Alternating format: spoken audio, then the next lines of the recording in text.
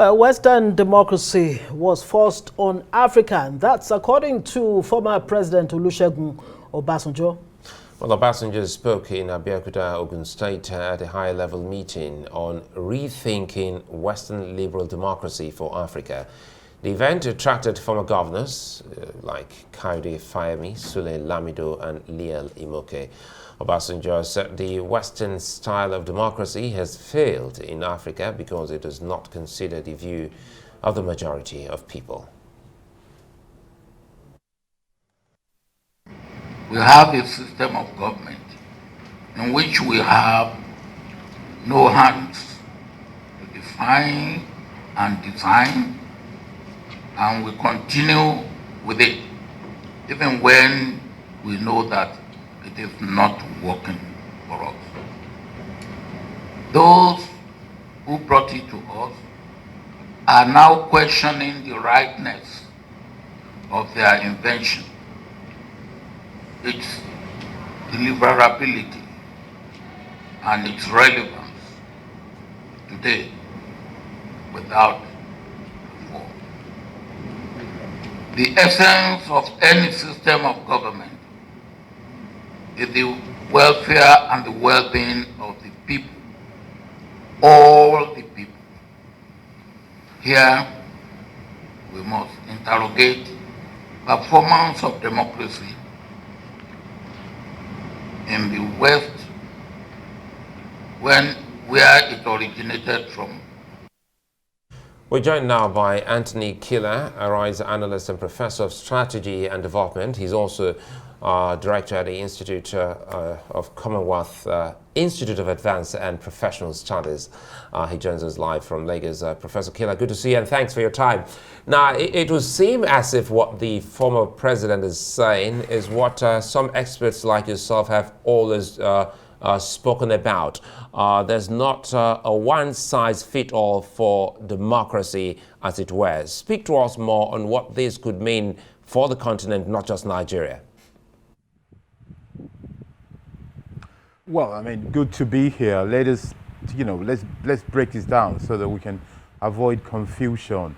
The speaker you cited last, Chief Obasanjo, is somebody who, when he speaks, one needs to approach it with deference and a lot of carefulness, not only because of his age, but because of his exposure, his experience, and his involvement in politics in Nigeria, Africa, and indeed the world.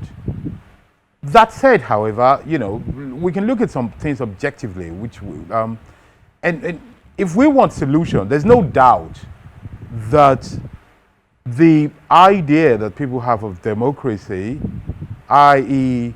a magical touch that solves problem because it's everybody's government, is an illusion, it's something for babies. And the reality is that it's not working that way. But if we look at it objectively and we contextualize it into the Nigerian situation, well, the first thing we need to tell ourselves is not to confuse pathology with physiology. It is important that we do not confuse what is abnormal, what is a sickness, with a normal mechanism. Democracy, as it was conceived by the ancient Greeks, practiced by the West, is far away from what we're practicing in Nigeria by a long distance. The tenets of democracy, the pillars that hold democracy, the features that define democracy, things like informed voters, equal access to information and ability to persuade voters, a situation where money does not matter so much, are far away from what we're practicing. When we talk about democracy in Nigeria, there's a tendency to talk about violence, rigging, manipulation, going to court. Those are not normal parts of democracy. So yes, I agree. I have written elsewhere that democracy needs to be reanalyzed. But we also need to be very careful because what we're doing in Nigeria is not what that democracy has been intended. So if we talk of inventing another democracy, maybe we should understand the one that we're practicing here first and to know the difference. Because the situation we're in now is like a team playing handball and complaining that football is not a good game. We're playing a different game. Whether it's handball, whether it's basketball, we can look at it, but it's not football as intended as soccer. I think that is a good place to start from. Fantastic. So what you're saying, Prof, if I get you correctly, the problem is not liberal democracy in itself, but the practitioners or the operators of it, especially the way it's been done in this part of the world. Or if we were to agree with Obasanjo, what would be the alternative really to democracy? Well, thank you very much. Yes, you get what I'm saying. What I'm saying as a practitioner, to understand, to go to where General Obasanjo, Chief Obasanjo is going, let us start from the fact something he has missed out. And this is common of Nigerian observers, especially Nigerian leaders. We refuse to call out the fact that the problem we have about democracy is not a system problem. It's a problem of individuals. You know, we say it as if the house or the room is hot because there is sun, as if it's a force of nature. We say it as if we're wet because it rained, you know, as if that is an inevitable fact. No, it is not true. If we want to solve our problem, I've said this elsewhere, let me say again, we need to understand that the people involved in the democracy are crooks and criminals. There are people who deliberately, you see, violence, election rigging, are not things that happen by accident. I want Nigerians to keep thinking about that. Some people decide that to get to office, they're willing to kill, they're willing to maim, they're willing to steal votes, they're willing to bribe. Those are crooks. We just need to call it what they are. That is the situation. That is not the behavior of gentlemen. That is not the behavior of people who want to serve. That is not the behavior of people who have a life, who say, let me help my fellow citizens, and if my fellow citizens don't want me, let me go home, go back to my business, my profession. That is the behavior of people who want to grab power at all means. So we need to understand that. That's a very crucial thing. But you see, you say practitioners of democracy, and you're right, and you know, you're a journalist, you're a technical person. Let me be more judgmental about it and more specific. And let me say, the democracy we have is not working because our elites have failed. It is a failure of the elites. It's a failure of leadership. It is a failure of police that cannot curb violence. Either because they're incompetent, either because they're conspiracy, they're part of it, but they're not able to curb violence. It is the failure of lawyers who bring vexatious cases to court. It is the failure of judges, that is the bar. It is also the failure of the bench that give judgment that fights with common sense. The law should be seen as fair and clear to all to understand. Any judgment that requires technicality to understand is an abuse of justice.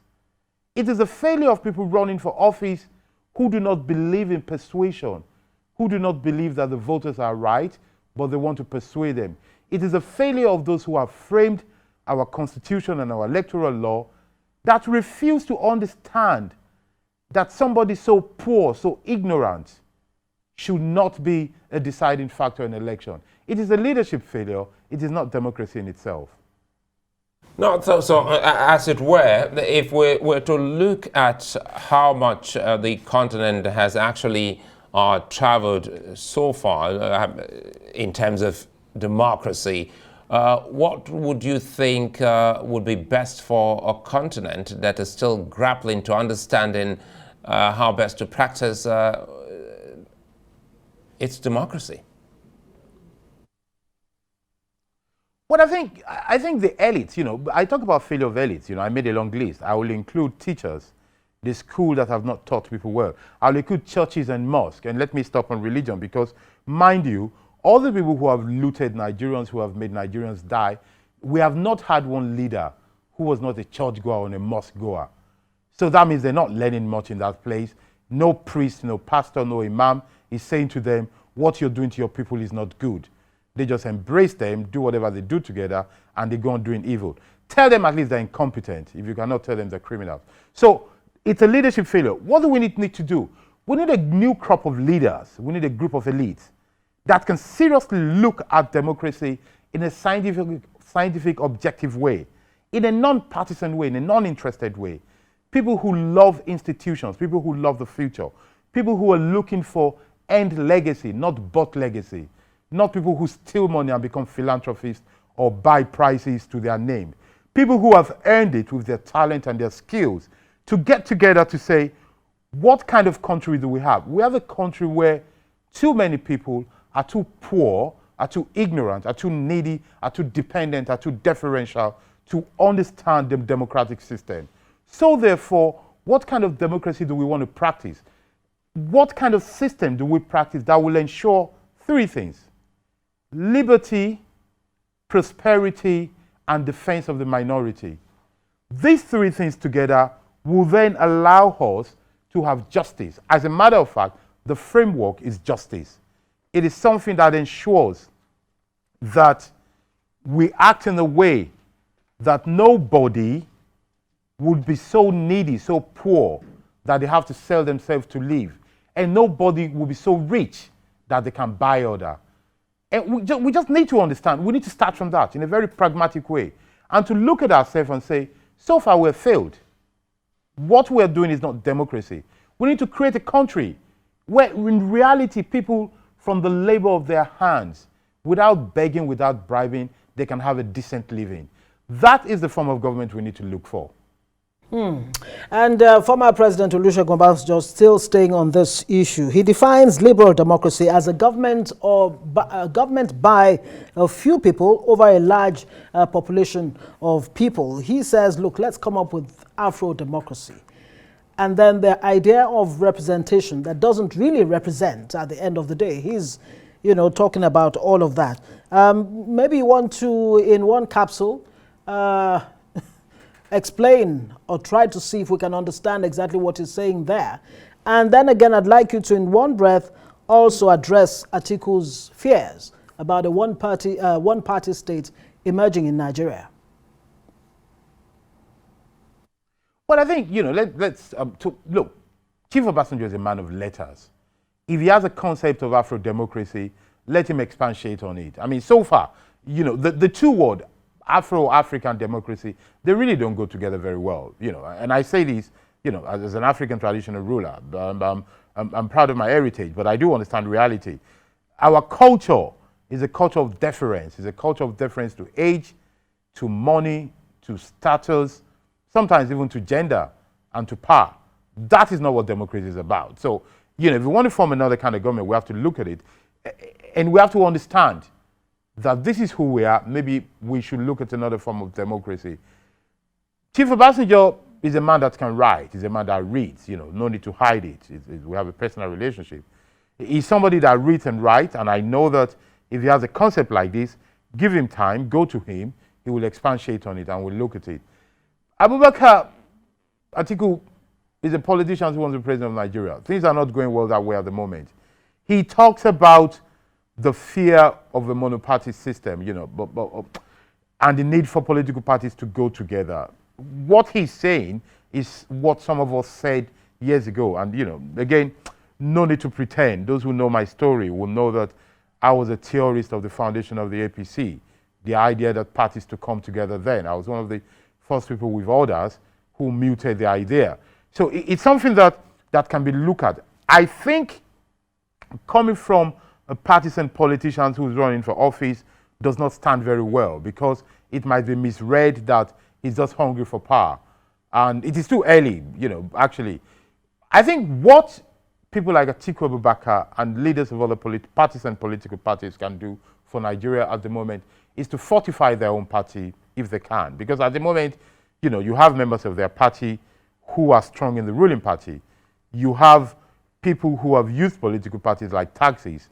The moment is gone, they're going elsewhere. I think if we want to help democracy and help diversity, multi-party system, what we need to do is to look for parties that have real idea and ideological leanings that can hold people together regardless of power. At the moment, that is missing. But I do understand the point. There is also a fear that the judiciary is not a referee anymore, is getting into the field. There is that perception there. And I hope, my friends and colleagues on the bench and bar can really look at themselves and know that a country that does not trust its judiciary is a country that is going down the drain. It is very important for the judiciary to, in their deeds, in their appearance, in everything they do, be seen as truly above par, so that people will be sure that while contenders are contending, judges are not part of the contention. That is a very crucial thing. And this idea of judges deciding who will be elected people is an aberration which we really need to look at. Kila, Professor, thank you so much for joining us, Professor of Strategy and Development. Thanks for joining us on Newsnet.